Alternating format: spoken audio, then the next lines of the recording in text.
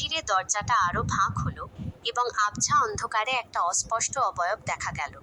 লম্বা, কালো আলখাল্লা পরা একটা মূর্তি, মুখটা সম্পূর্ণ ঢাকা। মূর্তিটা স্থিরভাবে দাঁড়িয়েছিল, যেন শাহিদের দিকেই তাকিয়ে আছে। শাহিদের বুকের ভেতর হিমেল স্রোত বয়ে গেল, গায়ে কাঁটা দিল। সে ভয়ে কাঠ হয়ে গেল, কোনো কথা তার মুখ দিয়ে বের হলো না। মূর্তিটা ধীরে ধীরে করিডোরের দিকে এগোতে শুরু করলো, তার পায়ের কোনো শব্দ শোনা গেল না। অন্ধকারে শুধু তার আবছা কালো ছায়াটা নড়াচড়া করতে দেখা যাচ্ছিল। শাহিদ কোনো মতে বিছানা থেকে নেমে এক দৌড়ে অন্য ঘরে গিয়ে দরজা বন্ধ করে দিল। দরজার ওপাশে অস্পষ্ট স্ক্র্যাচিংয়ের আওয়াজ শুনতে পেল। তার মনে হচ্ছিল যেন মূর্তিটা দরজার বাইরে অপেক্ষা করছে। ভয়ে সারা রাত শাহিদের ঘুম এলো না। সকালের আলো ফুটলে সে ভয়ে ভয়ে দরজা খুলে করিডোরে বেরিয়ে এলো। করিডোর খালি, কোথাও সেই মূর্তিটা নেই। কিন্তু সেই রাতের ভয়াবহ অভিজ্ঞতা শাহিদ আর কোনোদিন ভুলতে পারেনি।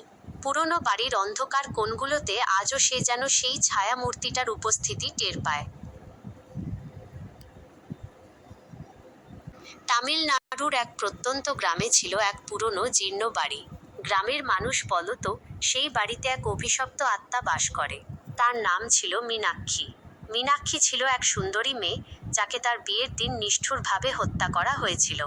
তার আত্মা সেই বাড়ির প্রতিটি ইট, প্রতিটি কোণে আটকে গিয়েছিল। একদিন রাতে ভেলা নামে এক যুবক তার বন্ধুদের সাথে বাজি ধরে সেই বাড়িতে রাত কাটাতে গেল।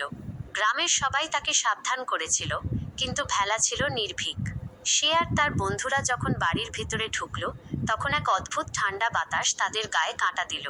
চারদিকে শুধু ভাঙা আসবাবপত্র আর ধুলোর স্তূপ। তারা একটি ভাঙা তেলের প্রদীপ জ্বালাল, যার আলোয় ঘরের অন্ধকার আরো গাঢ় মনে হচ্ছিল। হঠাৎ তারা একটা মিষ্টি গানের সুর শুনতে পেল, যেন কেউ দূর থেকে গাইছে। সুরটা যত কাছে আসতে লাগলো, ততই তা করুণ আর ভীতিকর মনে হলো। ভেলা আর তার বন্ধুরা ভয়ে একে অপরের দিকে তাকাল। তারপর তাদের সামনেই একটি ছায়ামূর্তি ভেসে উঠল। লম্বা, কালো চুল, সাদা শাড়ি পরা এক নারী। তার চোখ দুটো আগুনের মতো জ্বলছিল, আর তার মুখ থেকে এক বীভৎস চিৎকার বেরিয়ে এল, মীনাক্ষীর আত্মা।